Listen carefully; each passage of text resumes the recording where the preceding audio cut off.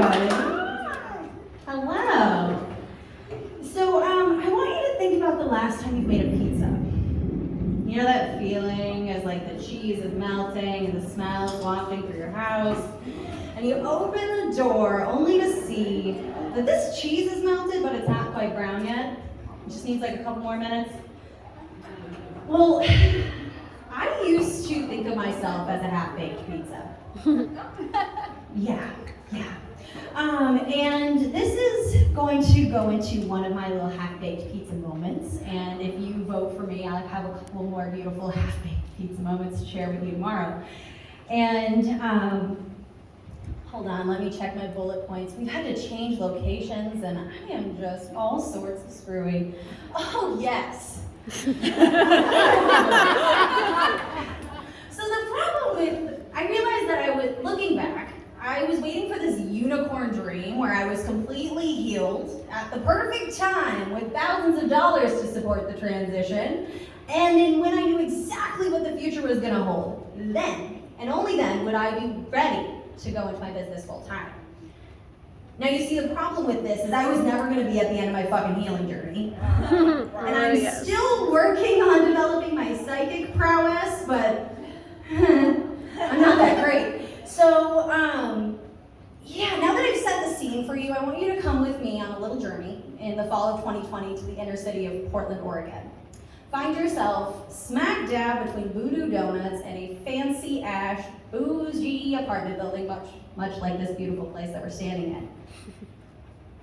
But outside of that front door, you see somebody pacing. They're in full professional attire. You hear them on the phone and they say, "No, I'm not joking, I'm really serious." You can hear the pain, the fear, and the dismay in their voice. That's me. I'm breaking it to my wife that I got laid off spontaneously in the middle of a pandemic with only a month of savings in the bank. Now, I thought of myself as a half-baked pizza. I was not ready, I did not feel fully healed, and I still couldn't tell the fucking future. So that left me with a choice. It's almost like the universe said, well, if you aren't gonna do it willingly, I've cleared your schedule and all of the structures you clung to for safety, so now it's time for you to jump. And this, my friends, is what I've dubbed the big push. Because as much as I'd like to say that I jumped into my business, it was really the only option that I had. And so now that I've spent about a year in my business full time, I've been reflecting on these moments in time where I really held myself back thinking that I was a fucking half-baked pizza. And the funny little theme that connects them all.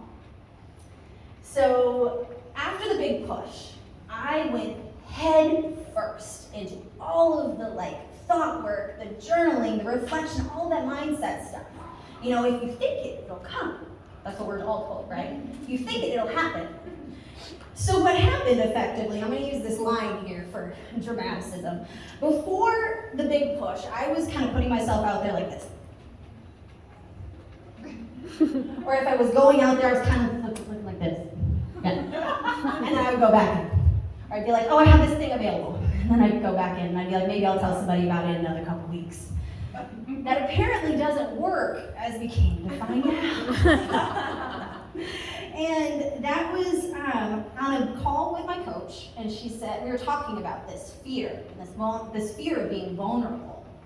Building a brand is fucking hard, right? Amen. We were talking about this vulnerability, and she says, you know, there's this joke about this guy that wanted nothing more than to win the lottery his entire fucking life. And when he died, and he says to God, just exasperated, like, why didn't I ever win? To which God said, well, you gotta buy a ticket, dumbass. So here, he wanted this thing so bad, but he wasn't doing his part to make it happen. And I sat there with my mouth agape, just staring at my laptop as I realized I hadn't been buying a ticket either. Like, I had not been doing my part. I was basically trying to will clients into existence with my sheer willpower and then sit on my couch and just let them fall in my lap. So I decided at that point in time that I was going to start to show up vulnerably, authentically, and often, no matter what the outcome was. Because if I did all of that and it still didn't work out, then I knew I did my part. I bought my tickets. And in doing so, surprisingly, my business actually took off. I started talking to people that I love to serve, like those dreamy AF clients that people talk about. Like they started coming to me. And my lesson to you from this is that check yourself. When is it your time to buy your own tickets? Every service-based, heart-forward action that you put out there without strings is you buying a ticket. And every single one increases your odds. As Jamie told me one time this spring, she said, you can't be upset if you don't get 1 in a million if you only go to hit one time. So show up continually, heart forward. Even if it feels like nobody is listening, trust me, they see you, baby. They see you. So buy your tickets. Buy your fucking tickets because it is so, so fucking worth it. Woo!